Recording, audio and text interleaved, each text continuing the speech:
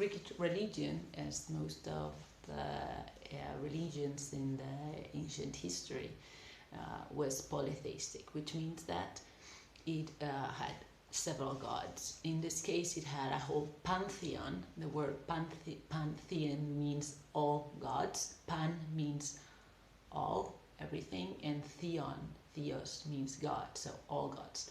It had a pantheon with many gods, goddesses, and demigods, semidioses, as well as heroes that were half humans and half gods, so the product of a relationship between a god, a goddess, and a human.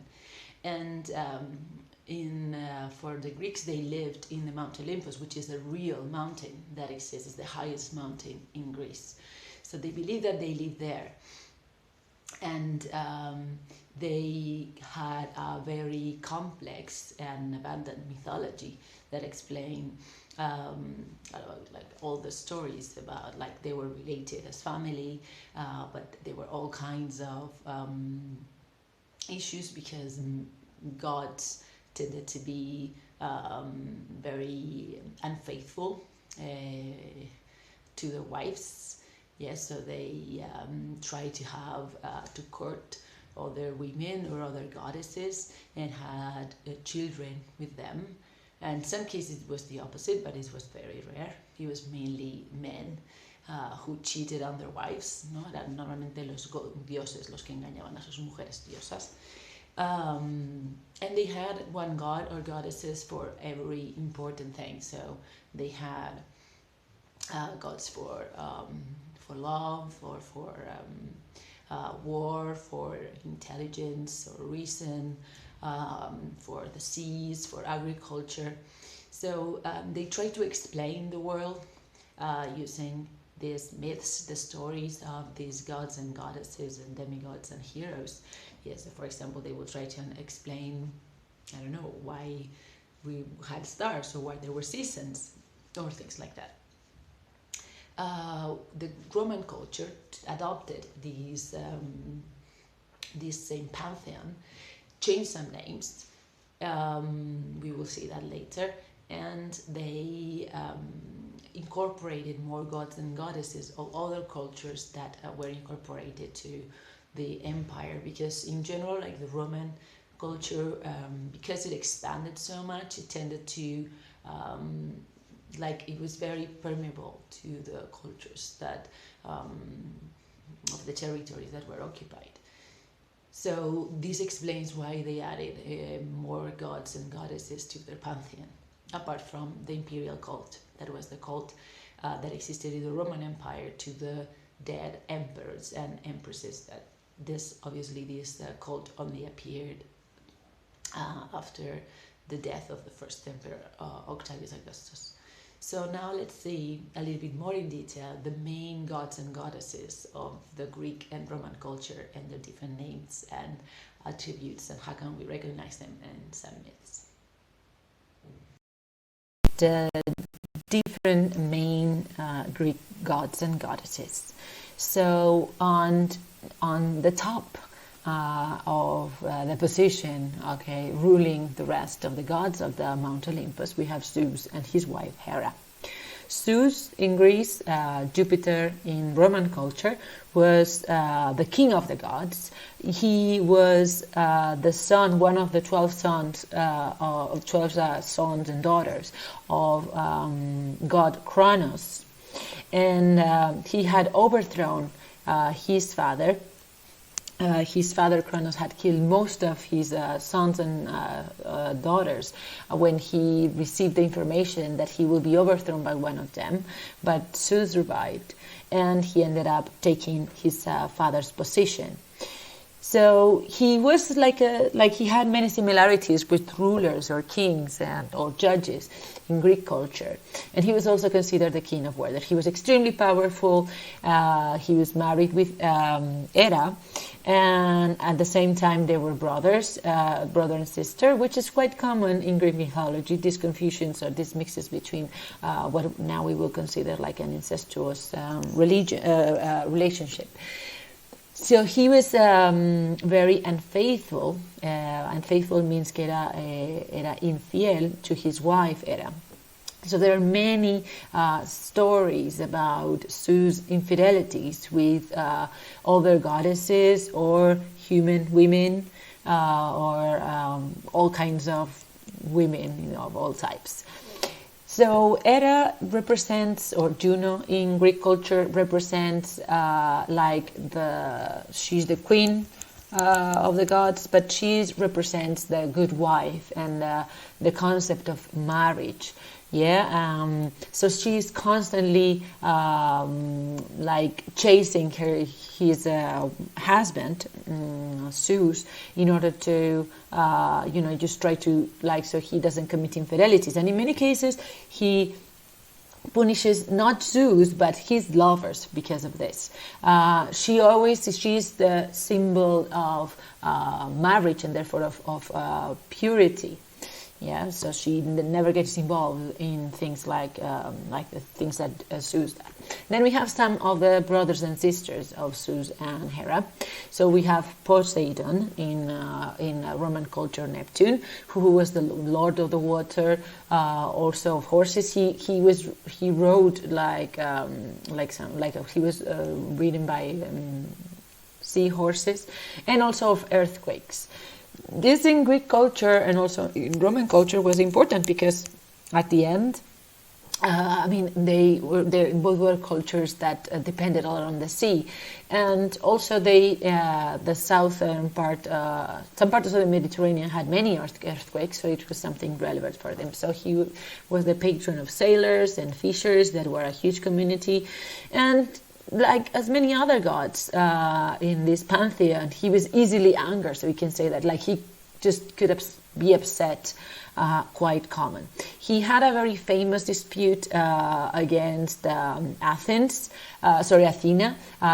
goddess Athena, that was a goddess that had been born just directly from Zeus' head, and they had a dispute, and Athena ended up winning over, and she became the patron of the city of Athens. And in retaliation, como venganza, he sent a monster to attack it. Then we have god Hades in the Roman pantheon is Pluto. So he is the god of the death, of the earth, and somehow of the things that are underground. So also of treasures.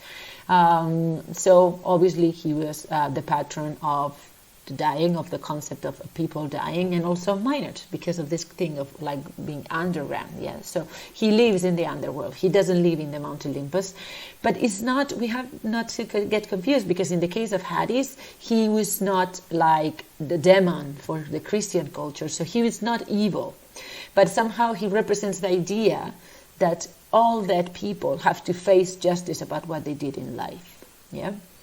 Then we have god Ares, Mars for the Romans. He was the warrior's god, so he's always represented dressed as a warrior with armor, with weapons, with a helmet. So both Greek and Roman cultures were extremely warlike. Yeah, so he was he was a very relevant god, but because of that, he also was considered like a violent god. Then we have Aphrodite, or Venus for the Romans. So we all know she was the goddess of love, of beauty, or of sex. Yes, so she was the patron of lovers. So in this case, she had been born from Uranus in the sea, and she was the wife of Hephaestus. And poor Hephaestus, she was cheating all the time on him, mainly with god Ares, that we will see later, but also with other men. So god Hephaestus of the fire was always suffering from his wife. Then we have Apollo. Apollo, he in the time, like in the Greek culture, he had lots of festivities for him. He was considered a lot of music and arts, so he was the patron of musicians, and he was the twin with goddess Artemis, and he was the patron of arts, and that is why there were many festivities and festivals dedicated to music and theater associated to god Apollo. And then his twin sister, Artemis, she was associated with young women and also with hunters. She's a goddess hunter. Yes, she's always represented with a bow, con un arco. And also, there was an important cult of virgins, women, young women that were virgins, yeah. So she had she promised to remain virgin all her life. Yes, so she was like the symbol of young women before getting married. We have already talked about Hephaestus, that for the Romans were called god Vulcan, and he was the lord of fire. So he was associated with activities that were associated with the use of fire. So many craftsmen, like blacksmiths or goldsmiths or potters, were associated to his. He was crippled, era cojo. So he's always associated with disabled people. But poor thing, he was always being cheated on Aphrodite. So he's also like the representation of this cheated husband. And then we have goddess Athena, and that for the Romans was called Minerva. She was had been born from the Zeus head directly, so without a mother.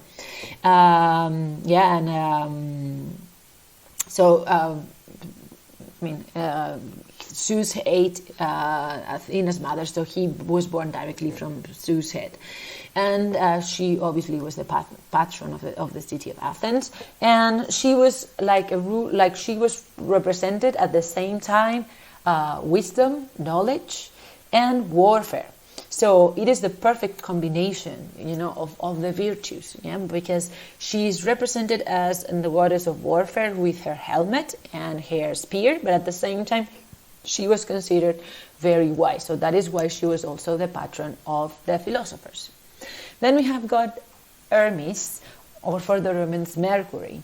Yes, so he is the god of the lord of messages, of commerce, of movement, of trading. Yeah, so we can identify him because he always wears wears small wings on his sandals. Tiene como unas alitas en las sandalias. And he represents all the people that in Greek and Roman culture move from one place to another, sending moving goods or messages. Yeah, and because of this, because of his nature, someone that was always on the go, he could play these tricks. Yeah, so he was kind of a nice god. Then we have goddess Demeter, or for the Romans, Ceres. She's the goddess of plants or growth, of the fertility of nature. So because of this, she is the patron of gardeners and farmers. So she was a very important goddess for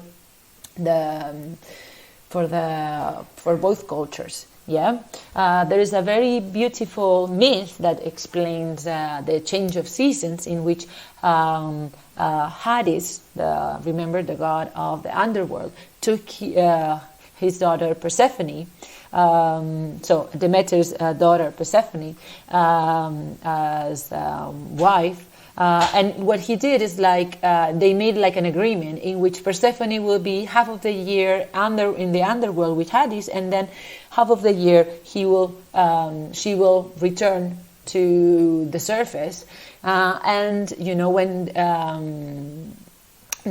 when Persephone returned with his mother, then Demeter will allow things to grow. So that explains the change, between autumn and winter when nothing grows, and then spring and summer when plants bloom and then they produce fruit. So it's because Demeter is happy because her daughter, is with her. Then we have god Dionysus, for the Romans, Bacchus. So he is always represented as a drunkard person with a crown made of vine leaves, con una corona hecha de hojas de vid. and with like some wine with him. Yeah, so he is the patron of partiers, okay, of drunkards. Both Greeks and Romans love drinking wine and just get completely drunk. Yeah, so it was quite popular for God, you know. And then we have goddess Hestia, for Romans Vesta. That is the lady of the home, the family. And this was very important in both Greek and Roman cultures. Remember that they really cared about the concept of family. So this goddess was very important. And it was associated also with like mothers, you know, and protecting mothers. So obviously there are many more gods and goddesses, but they would be difficult just to explain them all. It is interesting, for example, to see like the difference between the gender roles, how always male gods were represented, associated with the forces of nature, with violence, with strength, fire, the seas, you know, earthquakes. And the female, like the goddesses, were also associated with like concepts that were related with what they consider feminine, such as marriage, purity, love, or like household, and so on. So the things they represented, but also represented the idea of the values of men and women. So gods could be cheating all the time on their wives and nothing happened to them, like Zeus all the time, you know, having lovers. But goddesses were not allowed. Yes, so only Aphrodite could do that, and you know, it was not seen as good. And then we have a lot of heroes, that were demigods, so half humans, half gods. The most famous of them was Heracles, and you know, they usually they were associated with tragic histories, you know, but at the same time they were used as examples of masculine ideals, you know, how a man should be in the context of a society that cared a lot about fighting. So let's just, to finish this part, just say that religious events were extremely important both in Greek and Roman culture. They had many festivities throughout the year, you know, and that marked their calendar. So constantly they had festivals and they made offerings to their gods and goddesses. For Greeks and Romans, their religion was practiced outside of the temple because only priests, solo los sacerdotes, could enter within the temple.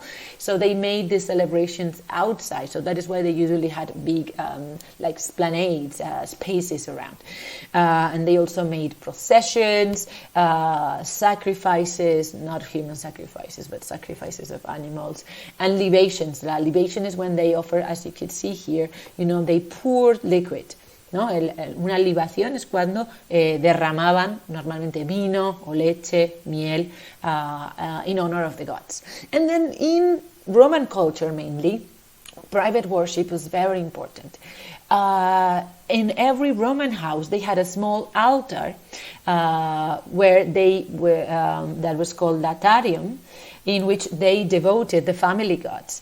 Yes, so they had, like for example, this was very typical, you know, like these gods that protected the household, the family, and you know, so they could ask for to have children, so the children survived, you know, that they had enough money to live well, and so on. They also worshipped their dead, okay, so their ancestors, and they had portraits of their ancestors in this latarium sometimes. In both cases, Greeks and Romans were very superstitious. This means that they believed in synods and luck. And for Greek culture, oracles were extremely important. These oracles were places where they could go, and then there were priestesses, había sacerdotisas, sacerdotes mujeres, who were called the Pythias, and these priestesses could predict the future.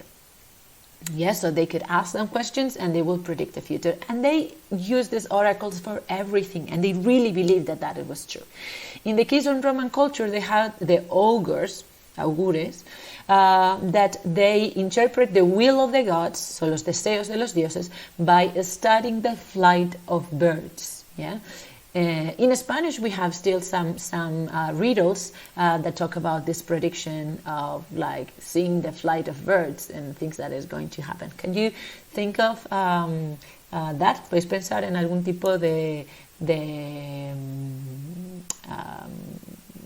refrán en español que hable de los vuelos de los pájaros?